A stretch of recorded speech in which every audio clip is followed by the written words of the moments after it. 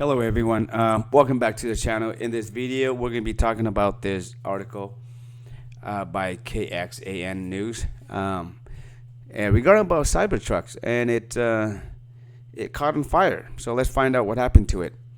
So Cybertruck catches fire in the front of the Bass Pro Shops in Harlingen, right? So fire crews were at the scene of a single vehicle crash in Harlingen, Texas, where a Tesla Cybertruck caught fire Tuesday. The crash took place at about 4:45 p.m.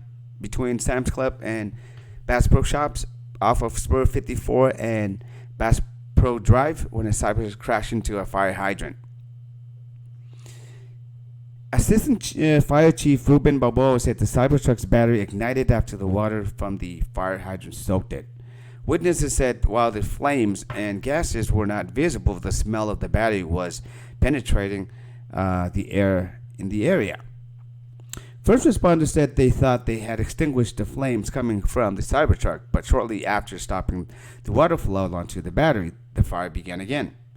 Authorities have not disclosed if any injuries resulted from the accident, only that a Cybertruck was involved. Looks like a brand new Cybertruck. According to the fire department, firemen were at the scene of the crash working to extinguish the flames. Traffic was being redirected in the area. So that's it. So the fire truck just hit the fire hydrant, and I guess the water got into the battery pack and it caught on fire. And the fire crew came and they tried to put it out, and it actually got more flames. So I don't know how it hit it. Probably got hit it from on this side right here. We can't really see it. And right there. So if you have a fire truck, stay away from the fire hydrant. All right, guys, that's pretty much for this video, guys. Thank you for watching. Be safe. Till next time.